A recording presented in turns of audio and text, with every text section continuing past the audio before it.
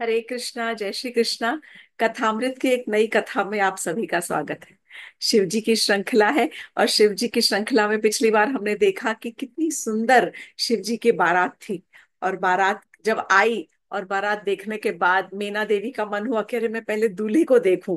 पर जैसे ही उन्होंने दूल्हे का अजीबो गरीब श्रृंगार देखा, वैसे ही वो वहां पर मूर्छित हो गई। और उन्होंने तुरंत वहां पर शादी के लिए मना कर दिया कि इस दूल्हे के साथ तो मैं अपनी बिटिया का विवाह नहीं कराऊंगी। उसके आगे की कथा हम सब सुन चुके हैं। फाइनली किस प्रकार वो राजी हुई और शिव जी ने अपना रूप बदला। रूप बदल के एक सुंदर रूप धारण किया। और आज हम शिव जी और शिव और पार्वती के विवाह में पहुंच गए हैं। आज की कथा यहीं से प्रारंभ करते हैं। ॐ अज्ञानतिमिरान्धस्य ज्ञानाञ्जनशलाकया चक्षुरुन्मिलितं येन तस्मै श्रीगुरुवे नमः। वाञ्छकल्पतरुभ्यश्च कृपासिन्धुभ्यैव च पतितानां पावनेभ्यो वैष्णवेभ्यो नमो नमः। हे कृष्ण करुणा सिंधु दीनबंधु जगतपते गोपेश गोपिका कांत राधा कांत नमोस्तुते। तप्त कांचन गौरांगी राधे वृंदावनेश्वरी वृषभानुसुते देवी प्रणमामि हरिप्रिये। हरे कृष्णा कृष्णा कृष्णा हरे हरे, हरे राम राम राम हरे हरे। अब शिव जी ने इतना सुंदर रूप बना लिया है दूल्हे का कि सब स्त्रियां जो हैं, वो हिम पर्वत पर रहने वाली, वो सब उन पर मोहित हो गई हैं। और सब बहुत सुंदर अपने अपने हाथों में दिए लेकर और आरती करने के लिए आ गई हैं। शिव जी को बहुत आदर सत्कार के साथ अंदर लाया गया। शिव जी बहुत सुंदर लग रहे थे और उनको आदर से विवाह मंडप की ओर अंदर लाया गया। और यहाँ पर जो पार्वती जी थी वो बहुत ही सुंदर आभूषणों से सुसज्जित, वहां पर उनको भी यहाँ पर लाया गया। जैसे ही शिव जी ने आंख के एक किनारे से कोने से पार्वती जी को देखा, तो उनका रोम रोम जो था एकदम पुलकित हो गया, वो हर्षित हो गए। उसके बाद सबसे पहले पार्वती जी को उनकी दासियां और उनके साथ की जो स्वजनों की जो स्त्रियां थी, उनके रिश्तेदार वाली स्त्रियां थी, उनके साथ वो महल के बाहर गई। और बाहर जाकर उन्होंने अपने कुल देवी की पूजा की। कुल देवी की पूजा करने के बाद वो अपने महल में फिर से जब पधारी, तब शिव जी उनके लिए बहुत सारे उपहार लाए थे। अपनी होने वाली पत्नी के लिए आभूषणों के उपहार लाए थे, वस्त्र लाए थे। वो सारे वस्त्र और आभूषणों के उपहार उन्होंने पार्वती जी को दिए। उन आभूषणों से पार्वती जी को सजाया गया। और तब सारे के सारे बारातियों को आव भगत के साथ, आदर के साथ अपने अपने स्थानों पर बिठा दिया गया। अब जब सब बाराती बैठ गए और दूल्हे राजा भी बैठे हैं, तब पार्वती जी भी वहां पर बैठ गई। तब गर्ग आचार्य आए, जो उनके आचार्य थे, जो कि उनका विवाह संपन्न करवाने वाले थे। ऐसे जो गर्ग आचार्य हैं, गर्ग मुनि, वो आए। सब और मंगल गान बज रहे थे, वाद्य बज रहे थे, वाद्य यंत्र बज रहे थे। और फूलों की वर्षा हो रही थी शिव जी के ऊपर। मीना देवी आई, मीना देवी ने शिव जी की आरती की। और उसके बाद गर्ग मुनि ने कहा हिमालय से कि हे हिमालय, अब समय हो गया है कि आप कन्यादान कीजिए। कन्यादान का समय हो गया है। तो हिमालय ने बोला ठीक है। तो एक तरफ को हिमालय और उनकी पत्नी मीना देवी जो थी, वो गर्ग मुनि के दाहिने हाथ पर एक तरफ को बैठ गई। बैठने के बाद में उसके बाद तब हिमालय ने बहुत हास्यास्पद तरीके से हंसते हुए, थोड़ा सार्कास्टिकली, अपने होने वाले जमाई शिव जी से ये बात कही। और तब वो कहने लगे, हे शंभु, आप अपना गोत्र और कुल तो हमें बताइए, जल्दी जल्दी कीजिए, कन्यादान का समय हो रहा है। अब नारद मुनि ने जब ये सुना तो उन्हें थोड़ा सा क्रोध आ गया, क्योंकि ये बार बार वही चीज, अपने गोत्र का नाम बताइए, कुल का है, क्योंकि शिव जी तो गोत्र रहित हैं। और बार बार ये ऐसा तरीका था कि जिस किस तरह से उनकी निंदा की जा सके। तब नारद मुनि ने कहा कि हे हिमराज, हे शैलराज, आप इतनी हास्यास्पद, हंसाने वाली और इतनी मूर्खता पूर्वक फूलिश बातें क्यों कर रहे हैं आप? सब जानते हैं कि इनका कोई गोत्र नहीं है, कोई भी इनके गोत्र को नहीं जानता। परंतु आप अपने भाग्य को सराहें कि आप इतने भाग्यशाली हैं कि आपको ऐसे शिव जी के दर्शन हुए हैं।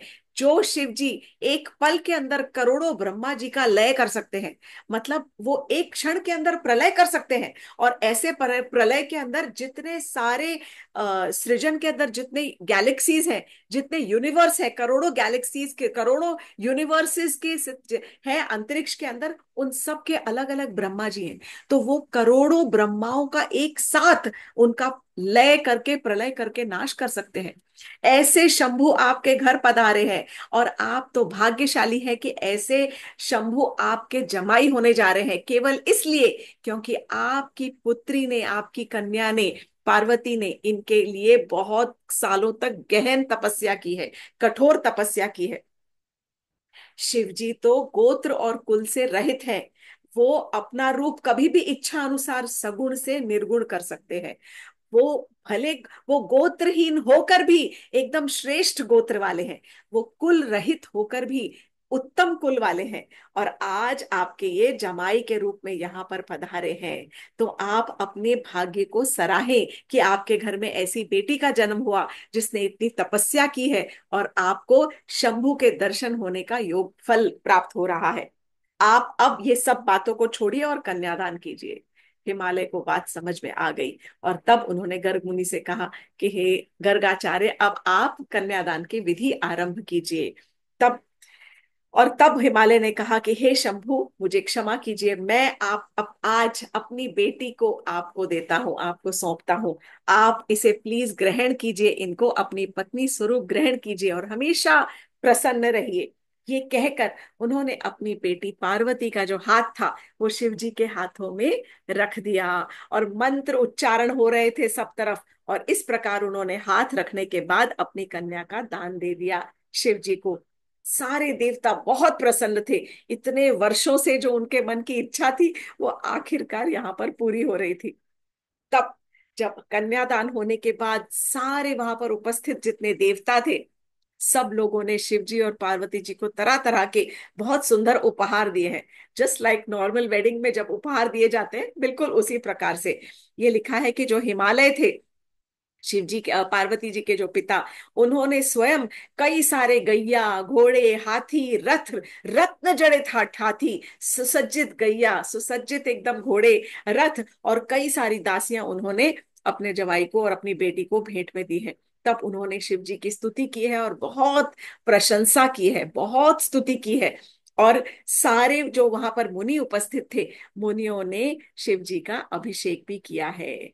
अभिषेक होने के बाद में फिर अग्नि प्रज्वलित की गई। एक हवन कुंड का, जैसे हवन किया जाने वाला था ना, विवाह हो रहा है तो विवाह के हवन के लिए एक अग्नि प्रज्वलित की गई और हवन संपन्न किया गया। हवन होने के बाद में तब जो शिव जी और पार्वती जी थे उनको फेरे दिलवाए गए। तो उन्होंने अग्नि के चारों ओर शादी के लिए फेरे लिए। फेरे होने के बाद में पार्वती जी थी जो थी वो शिव जी के बाएं अंग में पधार गई, वामांगी हो गई। और उसके बाद खास लिखा है, शिव जी ने तब पार्वती जी की मांग में सिंदूर भरा है। और सिंदूर भरने के बाद लिखा है कि पार्वती जी इतनी सुंदर लग रही थी कि बहुत ज्यादा उनकी सुंदरता का बखान नॉट पॉसिबल एट ऑल। जब पार्वती जी को उन्होंने ग्रहण कर लिया शिव जी ने पत्नी स्वरूप में, विवाह इस प्रकार जब संपन्न हुआ, तब शिव जी ने गर्ग आचार्य को, जो आचार्य विवाह करवा रहे थे, उनको उन्होंने एक गाय दान दी है। ये एक रीत है हमारे सनातन धर्म के अंदर कि जब हम कन्या का दान लेते हैं तो वो इतना भारी होता है कि उसे उतारने के लिए, जो भी उसे उतारने के लिए आपको उस ब्राह्मण को जो यज्ञ करवा रहे हैं, जो विवाह करवा रहे हैं, उनको एक गाय दान करनी पड़ती है। तो या तो कुछ दक्षिणा देनी पड़ती है या फिर एक चांदी की गाय दे देते हैं। इस प्रकार आज का चलन है। तो उस समय ये सारा का सारा हमारे स्क्रिप्चर्स से ही, हमारे ग्रंथों से ही आ रहा है, शास्त्रों से। तब शिव जी ने स्वयं अपना, जब उन्होंने पार्वती जी को अपनी पत्नी स्वरूप ग्रहण किया है, तब उन्होंने एक गाय गोदान की है गर्गाचार्य को। और तो और उन्होंने वहां एकत्रित सभी जो ब्राह्मण गण थे, सब ब्राह्मणों को कई सारी स्वर्ण मुद्राएं और कई सारे रत्न, ज्वेल्स जो थे, मणि थे, वो बहुत भेंट में उन्होंने उपहार में सब तरफ बांटे हैं। सब बहुत सुंदर उत्सव हो रहा था, मंगल गान चल रहे थे, all the time music going on, मंत्रोच्चारण हो रहा था, और सारे के सारे वाद्य यंत्र भी बज बज रहे थे। इस प्रकार शिव और पार्वती का विवाह जो है, वो मेन जो विधि थी, वो वहां पर संपन्न हो गई। वो संपन्न होने के बाद जो 16 दिव्य कन्याएं हैं, उनके नाम दिए गए हैं। ये 16 दिव्य कन्याएं कुछ देव पत्नियां हैं और कुछ सप्त ऋषियों की पत्नियां हैं। सरस्वती, लक्ष्मी, सावित्री, जाह्नवी, अदिति, सची माता, लोपमुद्रा, अरुंधति, अहल्या, तुलसी, स्वाहा, स्वाहा अग्नि की पत्नी है, रोहिणी चंद्रमा की पत्नी है, वसुंधरा, शत्रुपा, संध्या सूर्य देव की पत्नी है, और रति, रति किसकी, कामदेव की पत्नी है। ये सब वहां पर आई और उन्होंने शुरू शुरू में शिव जी के थोड़ी अलाहना की, थोड़ा उनको चिढ़ाया, और उसके बाद उनको आशीर्वाद दे दिया। जब आशीर्वाद देने के बाद रति जो थी, वो थोड़ा सा हाथ जोड़कर अनुनय विनय करते हुए शिव जी के पास पहुंची, और हाथ जोड़कर उनसे प्रार्थना करने लगी कि हे प्रभु, आप तो आज बहुत प्रसन्न होंगे, क्योंकि आज आपका विवाह संपन्न हो गया है, आपके लिए इतना शुभ दिन है। आज मैं आपसे विनती करती हूँ कि मुझ पर थोड़ी कृपा कीजिए, मेरे पति को, कामदेव को पुनः जीवित कर दीजिए। हमने कुछ एपिसोड पहले सुनी थी कथा, कि किस प्रकार कामदेव ने शिव जी के तपस्या में विघ्न डालने की कोशिश की थी, और तब शिव जी ने बहुत क्रोध में आकर कामदेव को भस्म कर दिया था। आज रति वहीं पर उनसे विनय कर रही है, अनुनय कर रही है कि कृपा करके मेरे पति को आज जीवित कर दीजिए आप। और तब उन्होंने अपने साड़ी के पल्ले के अंदर जो बांधा हुआ था, भस्म बांध कर रखी थी, कामदेव की भस्म को, उन्होंने वो साड़ी का पल्ला खोला और वो भस्म जो थी वो शिव जी के सामने रख दी। शिव जी बहुत प्रसन्न हुए, और उन्होंने बहुत प्रसन्न थे उसी दिन, और उनकी इच्छा को पूरा करने के लिए उन्होंने तुरंत अपने तेज से, अपने शक्ति से कामदेव को पुनः अपने नॉर्मल रूप में, जो उनका ओरिजिनल रूप था, उसी रूप में कामदेव को जीवित कर दिया। तब कामदेव और रति दोनों बहुत प्रसन्न थे, और दोनों ने शिव जी की बहुत स्तुति की है, lots and lots of prayers, बहुत ग्लोरिफिकेशन किया है। शिव जी ने कहा, मैं तुमसे बहुत प्रसन्न हूँ कामदेव, मांगो, मैं तुम्हें वरदान देना चाहता हूँ, तुम मुझसे मांगो, क्या वरदान चाहते हो। तब कामदेव ने कहा कि हे प्रभु, सबसे पहले तो आप मेरी कमियों को क्षमा कर दीजिए, मेरी त्रुटियों को क्षमा कर दीजिए। आप मुझ पर वरदान देना चाहते हैं तो मुझे आनंद प्रदान कीजिए। तीन चीजें मांगी उसने, चार चीजें। सबसे पहले कहा कि मुझे क्षमा कर दीजिए, फिर कहा कि मुझे आनंद प्रदान कीजिए, गिव मी सम ब्लिस। उसके बाद कहा कि मुझे अपने ही स्वजनों से प्रीति दीजिए, ताकि मैं अपने बंधु बांधवों के साथ में हमेशा प्रेम के साथ रहूं। और चौथा सबसे इंपॉर्टेंट, उन्होंने कहा कि हे शंभु, हे शिव जी, हे महादेव, आप मुझे अपने चरणों में भक्ति दीजिए। ये सुनकर शिव जी इतने प्रसन्न हुए कि उन्होंने तथास्तु कहा, और कहा कि मैं कामदेव तुमको अभय दान देता हूं, और मैं तुम्हें शिव जी के अपने नहीं, बल्कि मेरे आराध्य भगवान विष्णु के चरणों की भक्ति प्रदान करता हूं। तो ये इतना सुंदर, ये जो एपिसोड मुझे इतना लगा कि शिव जी जब प्रसन्न हो जाते हैं अपने ही भक्त से, तो भक्त यदि उनसे उनकी भक्ति मांग रहा होता है, तो वो अपने आराध्य भगवान विष्णु की उनको भक्ति प्रदान करते हैं। और शिव जी ने यही चीज कामदेव से कही कि मैं तुमको अभय दान देता हूं, और मैं तुमको भगवान विष्णु के की भक्ति प्रदान करता हूं। कामदेव ने पुनः शिव जी को प्रणाम किया, और वहां से सब, उस समय सारे देवताओं ने शिव जी की जय जयकार की। इस जो कार्य किया, ये जो उनको वरदान दिए, इसके लिए शिव जी की बहुत जय जयकार हुई। अब विवाह समाप्त हो चुका था।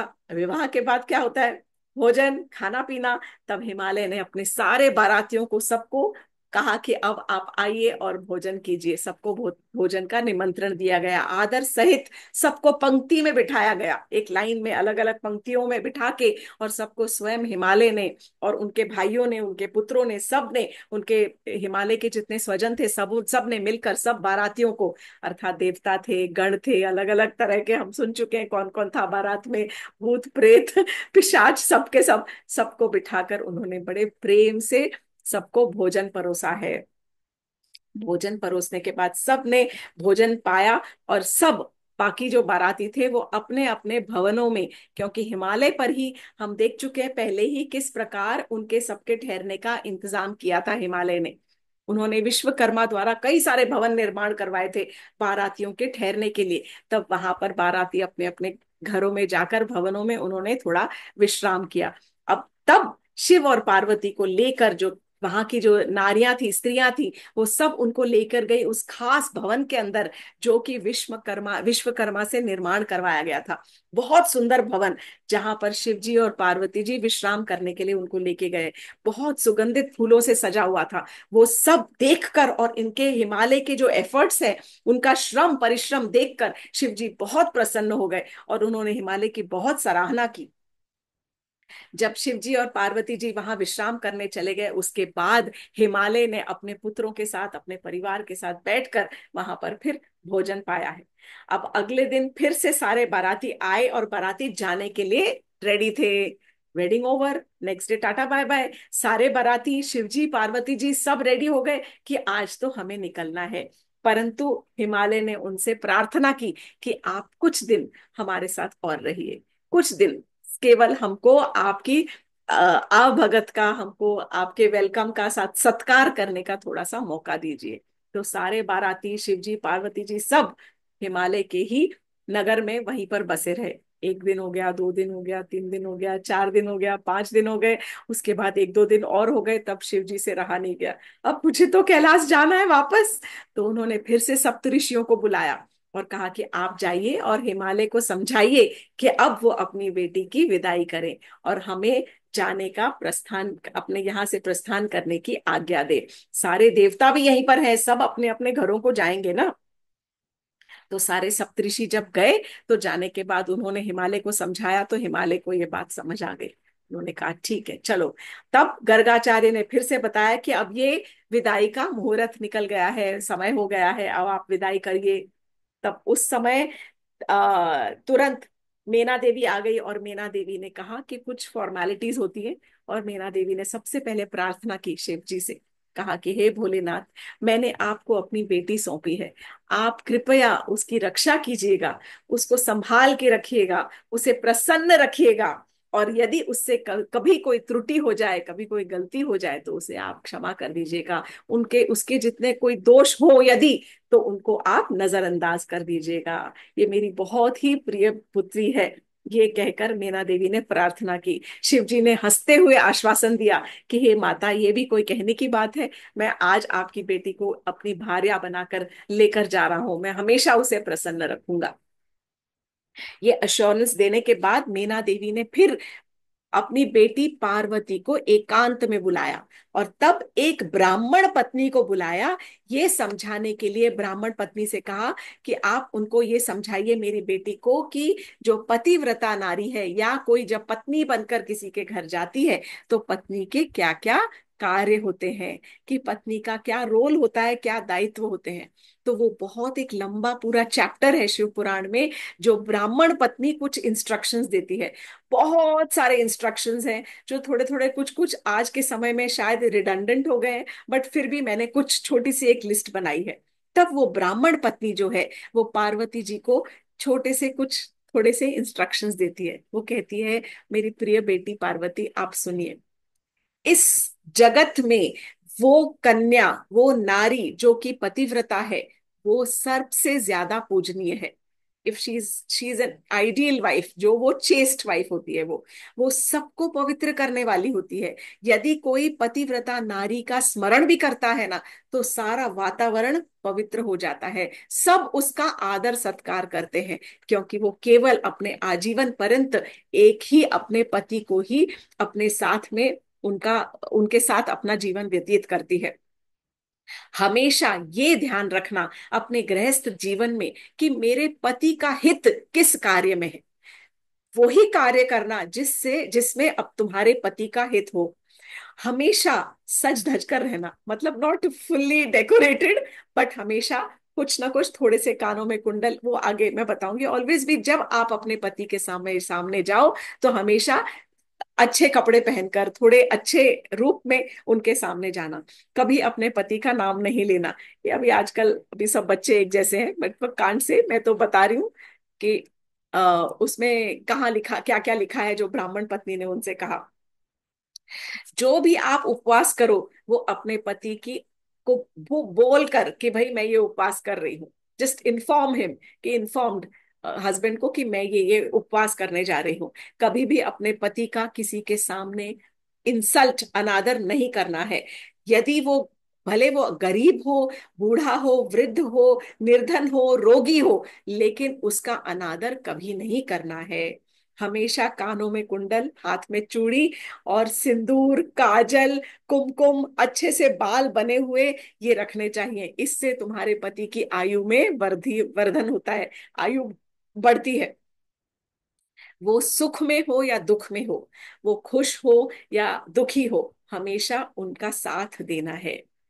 और फिर तब उन्होंने समझाने लगे कि माता पिता और जो भाई और बहन होते हैं, वो केवल एक समय तक ही आपका साथ निभाते हैं। वो आपको कुछ, आपके जीवन काल में कुछ समय तक ही खुशियां दे सकते हैं, लेकिन काफी ज्यादा समय जो है, वो अपरिमित सुख देने वाला जो है, वो तुम्हारा पति ही होता है। इसलिए अपने पति का साथ निभाना कभी मत छोड़ना। कभी उन्हें तू कहकर इस प्रकार संबोधित नहीं करना। और बहुत कुछ दिया हुआ है कि भाई पति के खाने के बाद अपना भोजन करना, पर वो आजकल पॉसिबल नहीं होता है, because everybody is working. Ladies late आती हैं, जेंट्स लेट आते हैं, तो कोई हस्बैंड अगर 12 बजे आ रहा है तो ऐसे तो नहीं होगा कि हस्बैंड पहले खा ले और उसके बाद ही पत्नी खाए। तो समय अनुसार बहुत सारी चीजें चेंज करनी पड़ती हैं। मेन सबसे इम्पोर्टेंट जो है वो ये है कि पारस्परिक प्रेम और पारस्परिक रिस्पेक्ट जो है, mutual respect is very very important. जब तक आप अपने पति का और अपनी पत्नी का एक दूसरे का आदर करते रहेंगे, और तब तक प्रेम आपका बना रहेगा। तब आप जब ये समझ जाओगे कि ये मेरे जीवन के लिए सबसे इंपॉर्टेंट व्यक्ति है, तब आप उसका कभी भी अनादर नहीं करोगे, और तब आप साथ में चलकर रहोगे। कि जिस प्रकार रथ के पहिए साथ में चलते हैं, उसी प्रकार दोनों पहियों का, या साइकिल के आगे पीछे का जो भी समझ लो, पर दोनों का चलना साथ में बहुत ज्यादा जरूरी है। ये सब कहने के बाद जो ब्राह्मण पत्नी थी, उन्होंने कहा, पार्वती जी से कहने लगी कि हे देवी, आप तो एक्चुअली जगत की माता है, you are the mother of the universe, और महेश्वरी है आप, और आप सब कुछ जानती हैं, सब कुछ आपको पता है। परंतु मैं वो ही बता रही हूँ, क्योंकि आपसे ये बता रही हूँ क्योंकि मुझे ये कार्य करने के लिए कहा गया है। मुझे आपकी माता ने आपको ये शिक्षा देने के लिए कहा है, वरना मैं आपको शिक्षा देने वाली कौन होती हूँ। आप तो सब कुछ जानती हैं, आपको सब ज्ञान है, सारे शास्त्रों का ज्ञान है, और आप जगत की माता हैं, आप सबको आप ही संभालती हैं। ये कहने के बाद फिर वो वहां से चली गई। उसके बाद विदाई की तैयारियां शुरू हो गई। विदाई की ऐसे कोई खास तैयारी नहीं होती है, पर फिर भी तब मीना देवी फिर से आई, और बार बार अपनी बेटी को गले लगा लगा के रोती रही, रोती रही। तब पार्वती जी भी रोने लग गई। लिखा है कि मीना देवी और पार्वती जी बार बार गले लगती, रोती, मूर्छित हो जाती, फिर उठती, फिर गले लगती, फिर रोती, फिर मूर्छित हो जाती। बहुत जोर जोर से, दे वर क्राइंग वेरी लाउडली, बहुत जोर जोर से दोनों रो रहे थे। और इनका रुदन सुनने के बाद में हिमालय की भी आंखों से अश्रु आ गए। सारी जो देव पत्नियां वहां पर एकत्रित थी, वो भी वहां पर रोने लग गई, उनसे भी रहा नहीं गया। सारी पार्वती जी की जो सखियां थी, जितने उनके रिश्तेदार थे, सब वहां पर रो रो कर पार्वती जी को विदा कर रहे थे। एक सुंदर सी सुसज्जित पालकी मंगाई गई, और तब सब ने पार्वती जी को आशीर्वाद दिया कि कन्या आज घर से जा रही है, अपने पति के साथ में आशीर्वाद देकर प्रसन्नचित्त होकर जाए, सदा सुखी रहे, सदा सुहागन रहे। इस प्रकार उनको कई सारे आशीर्वाद देकर पालकी में बिठाया गया। और पालकी में पार्वती जी बैठी हैं, और पालकी को लेकर जा रहे हैं, और पालकी के पीछे पीछे सारा नगर, सारी स्त्रियां, सारे परिवार, हिमालय, मीना देवी, सब उसके पीछे पीछे रोते रोते रोते जा रही है। नगर के द्वार तक उस पालकी को वो छोड़ने के लिए गए। उसके बाद में जब नगर के बाहर चली गई पालकी, और शिव जी अपने नंदी बैल के ऊपर आरूढ़ होकर अपने गणों के साथ, अपने बारात के साथ, और अपनी पत्नी के साथ खास, जिनके लिए उन्होंने इतनी मेहनत की थी, इतने सब ऑब्स्टिकल्स क्रॉस किए थे, इतने विघ्न पार किए थे, और तब वो अपनी पत्नी को लेकर वहां से सीधा कैलाश चले गए। सारे के सारे बाराती उनके साथ, पीछे पीछे उनके साथ में कैलाश पर्वत तक पहुंचे। अब कैलाश जाने के बाद क्या हुआ? Reception, yes. So there was a reception. Kailash पहुंचने के बाद वहां पर जब वो अपनी नई पत्नी पार्वती जी के साथ पहुंचे, तब शिव जी ने सबको बहुत एक भव्य भोजन का प्रयोजन किया और सबको बिठाकर सबको बहुत बढ़िया भोजन करवाया गया, बहुत बड़ा ग्रैंड महा उत्सव मनाया गया कैलाश पर। और वो सब पाने के बाद सब बड़े सुखी से बहुत प्रसन्न होकर वहां से अपने घरों को, सारे जो देवता थे, जितने बाराती थे, सब अपने देवता जो है वो घर को वापस चले गए। और तब शिव और शिवा, शिव और पार्वती, शिव और शिवा वहां पर कैलाश पर बहुत आनंद से वो विहार करने लग गए और सारे गण उनकी वर्शिपिंग, उनकी प्रेयर करते थे। ये पूरा का पूरा वृत्तांत शिव और पार्वती विवाह का था। शिव पुराण में लिखा गया है कि शिव विवाह की जो कथा है वो शोक नाशक है, मंगलदायक है, आनंददायक है और आयु की वृद्धि करने वाली है। ये सबको आनंद देती है, ये सबका कल्याण कारक भी है। जो भी इस कथा को श्रुति करता है, सुनता है, और जो भी इस कथा को नरेट करता है, उसको कहता है, वो हमेशा, डेफिनेटली लिखा है, वो अवश्य ही शिवलोक को प्राप्त होता है। ये कथा सारे के सारे विघ्न को नाश करने वाली है, यश देने वाली है, स्वर्ग देने वाली है, पुत्र पौत्र बढ़ाने वाली है, हमारी इच्छाओं की पूर्ति करने वाली है और सबके लिए कल्याणकारक है। तो इस प्रकार शिव और पार्वती का विवाह संपन्न हो चुका है और हमने बहुत ही सुंदर तरीके से ये पूरी कथा सुनी है और सुनाई है। आशा है आपको ये कथा पसंद आई होगी। और हम भोलेनाथ से प्रार्थना करते हैं कि जिस प्रकार उन्होंने सबके ऊपर अपनी कृपा बरसाई है, रति के ऊपर भी अपनी कृपा बरसाई है, इस प्रकार सब प्रत्येक जन के ऊपर अपनी कृपा बरसाते रहे, सबको विवेक दें, सद्बुद्धि दें और विष्णु के चरणों की प्रीति दें और भक्ति दें। आज की कथा को हम आज यहीं समाप्त करेंगे। हर हर महादेव। पर ये है कि अब मुझे बताइएगा कि आप ताड़कासुर के वध की कथा सुनना चाहते हैं या हम पुनः फिर से कृष्ण कथा की ओर चलें। ये मुझे कमेंट्स में जरूर लिख के बताइएगा। Thank you so much for joining with Kathamrit. Hare Krishna, जय Shri Krishna. Thank you so much once again.